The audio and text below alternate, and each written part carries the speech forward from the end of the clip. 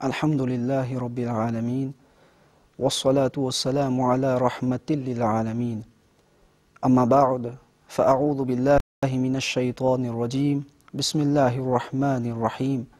حرمت عليكم الميتة والدم ولحم الخنزير وما أهل لغير الله به والمنخنقة والموقوذة والمتردية والنطيحة وما أكل السبع إلا ما ذكيتم وما ذبح على النصب وأن تستقسموا بالأزلام صدق الله العظيم وبلغنا رسوله النبي الأمين الكريم ونحن على ذلك لمن الشاهدين والشاكرين والحمد لله رب العالمين.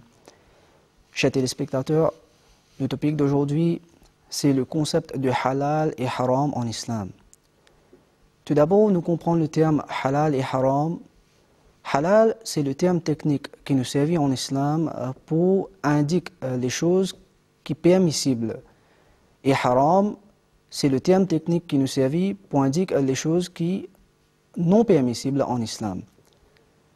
Au fait, ce n'est pas juste dans l'islam qu'il y a le concept de halal et haram, mais quand nous regardons toute la religion au monde, nous trouvons dans chaque religion, il y a un concept de permissible et un concept de bonnes choses qui non permissibles.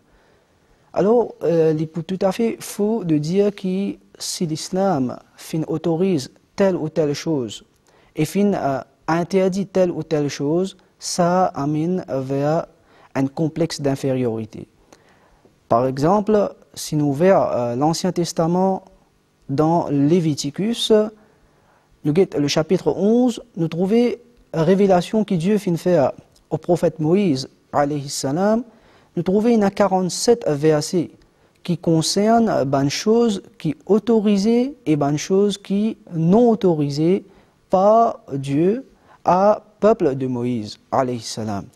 Alors comme ça même, dans le Saint-Coran, Allah tabarak wa ta'ala indique quelque chose qui est halal en islam et quelque chose qui est haram en islam. Le verset qui nous fait lire, c'est le 3e verset de Suratul Ma'idah, Surah numéro 5 du Coran Majid, quand Allah tabarak wa ta'ala peut dire interdit pour eux al-maytatu, une bête qui trouve les morts, wa damu, du sang, wa lahmul khinzir, et la chair de porc. Allah tabarak wa ta'ala, ce l'amour pour ce serviteur, il y a un tel degré qu'il n'a pas envie que ce serviteur se la santé gâtée et se la santé endommagée. C'est pour cela que le concept de halal et haram en islam est basé principalement sur une raison médicale et une raison sanitaire. Nous regardons un petit peu ensemble quelque chose qui fait une défense dans sa verset de Coran et Majid là, qui est scientifique et qui est chercheur dans le domaine de la médecine, je dis alors là. Allah tabarak wa ta'ala, 14 siècles de cela, empêche celui qui a adopté le Coran et adopté l'islam pour consommer la chair d'une bête qui fait mort, un animal qui fait mort. Aujourd'hui, la science dit nous que si un animal fait mort, alors tout ce sang, il reste dans ce corps. De ce fait, quand ce sang là, il reste dans ce corps, ça donne naissance à plusieurs virus et à plusieurs microbes et à plusieurs bactéries. Ce qui fait que ça sang-là, quand il reste dans sa corps-là, finalement, il affecte la chair de ces animaux-là. Et Allah subhanahu wa ta'ala n'a pas envie que bandimoun je te mange la chair qui est infectée et ça capable d'infecter les corps aussi. C'est pour cela Allah tabarak wa ta'ala dit hurrimat alaykumul maytatu, la chair d'une bête qui fait mort, c'est la chair li haram, c'est la chair li interdit à la consommation. En deuxième, Allah tabarak wa ta'ala empêche musulmans surtout pour consommer du sang.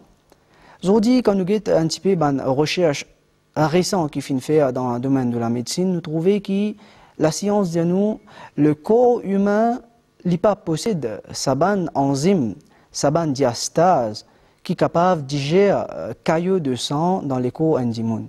Tandis que dans les corps de man bêtes, de man animaux, il y a une enzyme qui est capable de digérer ça du sang. Là. Alors, qui est arrivé, si Indimoun consomme du sang, ça du sang là, quand il rentre dans ce système alimentaire, finalement, il affecte ce système alimentaire là et après consommation de ça du sang là aussi, ben, les autres choses qu'il y consommé, alors ça ben choses là aussi il y a une difficulté pour se digérer. Et Allah subhanahu wa ta'ala pas envie que ça insan là, il y a une complication alimentaire. Ici nous capables de poser nous-mêmes une question, c'est que si la consommation du sang n'est pas bon pour la santé, alors tous les jours dans l'hôpital, ben patient peut mettre du sang avec eux, pas un tube, pas une seringue. Mes chers téléspectateurs, il est très simple pour comprendre que quand un démon avale du sang, ça du sang là, il est dans ce système alimentaire. Tandis qu'un patient, quand il peut prendre du sang, ça du sang là, il est directement dans ce système de circulation. Alors, système de circulation, il prend les directs, il n'est pas pour affecter ce système alimentaire, tandis que dans le système alimentaire, si péna enzyme pour digérer ça du sang là, ce système alimentaire pour affecter. Allah tabarak wa ta'ala plus devant, il empêche pour consommer la chair de porc.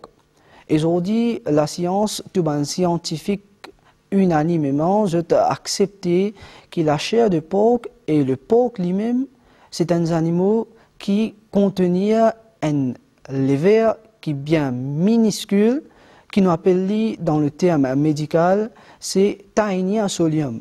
Et le tiny sodium, ben scientifique dire que ça, s'il rentre dans l'intestin du monde, alors peut-être pas médicament capable d'éliminer, mais si le tiny sodium il rentre dans la chair du monde, ou soit il rentre dans un joint, les os du monde, alors ça, tiny sodium là, il construit une muraille de protection autour de lui.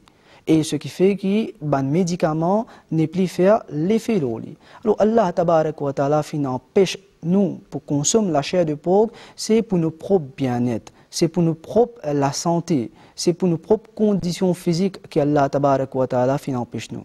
Et une jolie recherche qui finit faire par le docteur Schulz en Allemagne, il dit comme ça qu'un humain dans ce léco, il possède un acide qui s'appelle l'acide urique.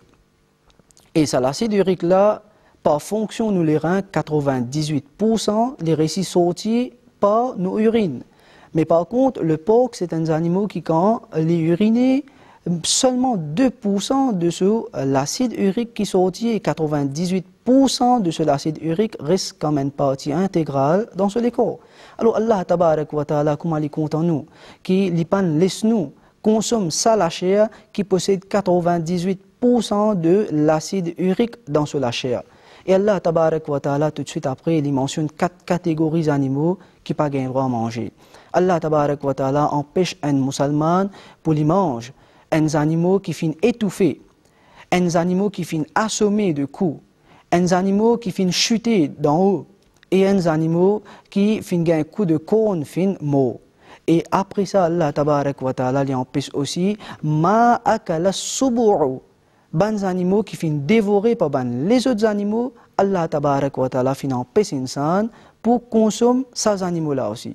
Alors dans ces 5 catégories d'animaux-là, nous trouvons une petite chose qui est similaire, qui est pareille, c'est ben chercheurs scientifiques, dans le domaine de la médecine, je dis comme ça, quand un démon ou une bête est effrayé, il est dans un état de peur et de terreur, alors sa bête-là ou sa démon-là qui est arrivé, il y a un hormone dans ce corps qui s'appelle adrénaline, production de sa hormone-là est augmentée et il vient en excès.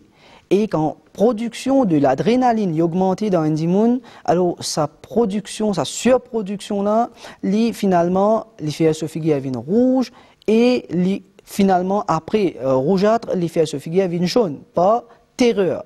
Et en plus, l'adrénaline, les gâte la chair qui est dans sa démon-là et dans sa bête-là. Alors, je chercheur, je dis comme ça, que même aujourd'hui, par ma dernière recherche qu'il fait faire, je dis qu'un lion, il est dans la forêt, si il y a un animal qui est à côté de lui, lion là, pas trouve ces animaux-là, mais ces animaux qui finissent effrayés là, sa surproduction de l'adrénaline qui est dans l'île et un autre hormone, un autre composant chimique qui s'appelle l'histamine. Quand ça est augmenté, ça dégage une odeur depuis ces animaux-là.